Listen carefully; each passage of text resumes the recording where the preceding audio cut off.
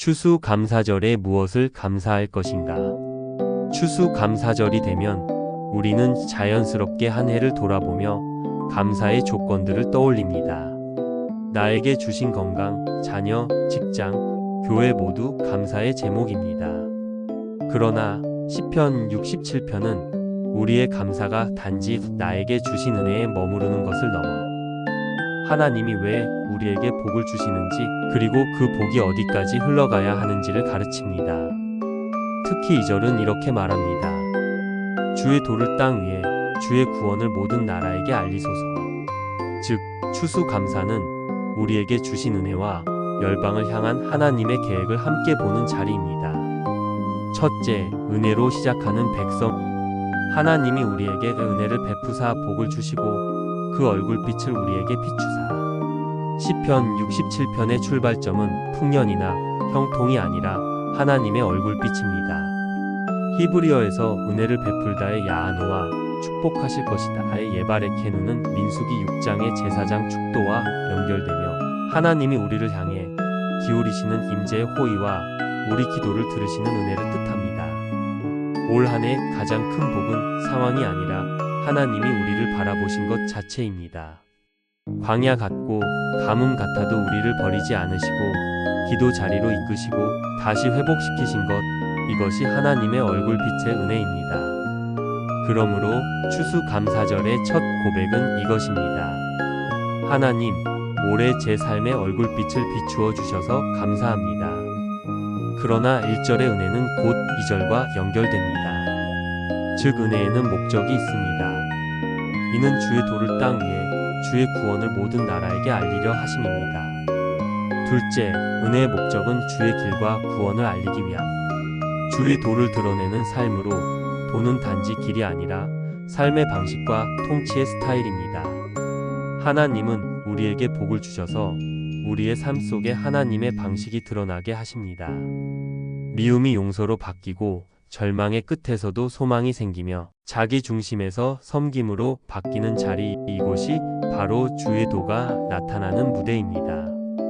또 감사는 선교적이며 모든 나라를 향한 구원으로 확장되어야 합니다.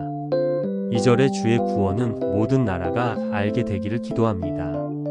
추수의 복은 나만 잘 되는 것이 아니라 열방의 구원으로 이어져야 하는 복이기에 시인은 3절과 5절에서 반복합니다. 민족들이 주를 찬송하게 하소서. 또한 4절은 말합니다. 주는 민족들을 공평히 판단하시며 땅의 나라들을 다스리시나이다. 이 말은 하나님의 통치가 이스라엘 안에만 머무르지 않고 온 세상을 향한다는 선언입니다. 감사가 깊어질수록 시야가 넓어집니다. 내 삶에 주신 작은 복을 하나님의 큰 그림 속에서 보면 이 복을 어떻게 사용하시겠습니까? 라는 질문이 생깁니다. 추수감사절의 진짜 기도는 이것입니다. 주님, 우리에게 주신 복이 주의 길과 구원을 열방에 드러내게 하옵소서. 셋째, 땅의 열매와 열방의 경외로 땅이 그의 소산을 내어 주었으니. 히브리어 원문은 땅이 그 소산을 주었다라고 표현합니다. 내었다가 아니라 주었다는 표현을 쓰는 이유는 땅이 주체가 아니라 하나님이 주체라는 사실을 강조하기 위해서입니다. 이스라엘은 비가 오지 않으면 농사가 완전히 망하는 땅에서 살았습니다. 그래서 추수는 언제나 하나님이 비를 주셨다, 하나님이 열매를 주셨다라는 고백과 함께 있었습니다. 우리도 마찬가지입니다. 과학기술이 발달하고 우리가 살아가는 환경이 옛날과 많이 달라졌지만 궁극적으로는 여전히 하나님이 우리의 호흡과 건강과 일할 힘과 관계를 붙들고 계십니다. 내가 노력해서 얻은 수입 같지만 그 일할 자리를 허락해 주신 분은 하나님이십니다. 내가 지켜낸 가정 같지만 수없이 무너질 수 있었던 그 가정을 붙들어 주신 분은 하나님이십니다. 그러므로 추수감사절은 이렇게 고백하는 날입니다. 주님, 이 모든 열매는 땅이 낸 것이 아니라 하나님이 주신 것입니다. 그러나 시편 기자는 추수의 기쁨을 여기에서 멈추지 않습니다. 땅의 모든 끝이 하나님을 경외하리로다. 복의 목적은 결국 땅 끝의 경외입니다.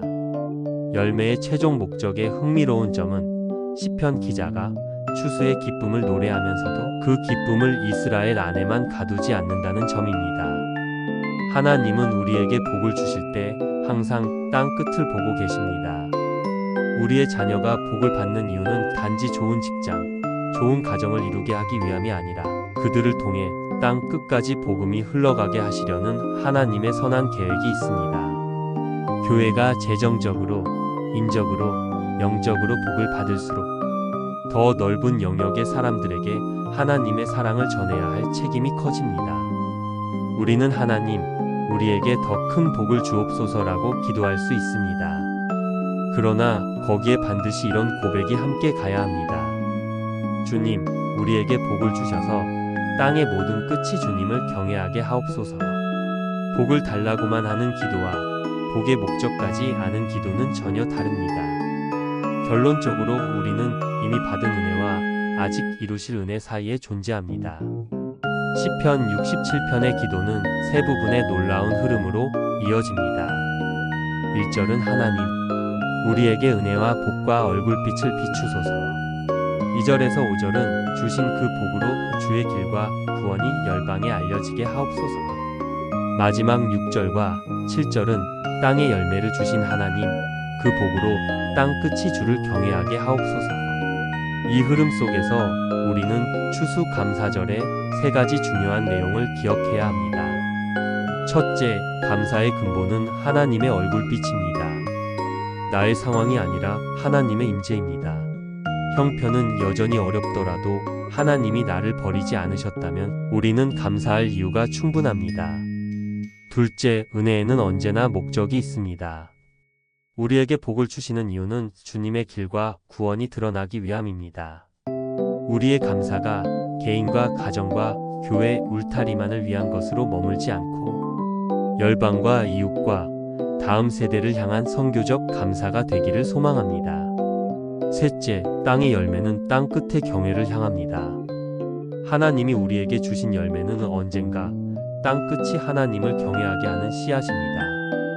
우리가 가진 시간, 재능, 물질, 경험, 아픔까지도 하나님은 열방을 향한 통로로 사용하고자 하십니다. 이제 적용과 결단으로 말씀을 마음에 새기며 몇 가지 질문을 함께 나누고 싶습니다. 올해 하나님이 나에게 비추신 얼굴빛은 무엇입니까? 힘들고 막막했던 순간, 그러나 결국 기도하게 하셨고 다시 일어설 수 있게 하신 그 자리가 있었습니까? 그 자리에서 하나님은 어떤 얼굴로 나를 바라보셨나요? 하나님이 내게 주신 복을 통해 주의 도와 구원이 주변 사람들에게 드러나고 있습니까? 내 말, 태도, 돈 쓰는 방식, 사람 대하는 방식에서 하나님이 보이고 있습니까? 올해 추수 감사절, 우리가 받은 열매를 어떻게 땅 끝의 경외와 연결하겠습니까? 선교와 구제, 복음 사역을 위해 구체적으로 어떤 순종을 결단하겠습니까? 우리만 아니라 아직 구원을 모르는 이들을 향해 어떤 문을 열겠습니까? 우리는 지금 이미 받은 은혜와 아직 이루실 은혜 사이에 서 있습니다. 올해 주신 모든 열매를 바라보며 이렇게 고백하는 우리가 되기를 원합니다. 하나님, 우리에게 은혜를 베푸사 복을 주시고 그 얼굴빛을 우리에게 비추사 주의 도를 땅 위에 주의 구원을 모든 나라에게 알리게 하옵소서. 땅이 그 소산을 내게 하신 하나님, 이제 땅의 모든 끝이 주님을 경외하게 하옵소서. 이 고백이 우리 가정과 교회와 이 민족 위에 현실이 되기를 주님의 이름으로 축원합니다. 아멘.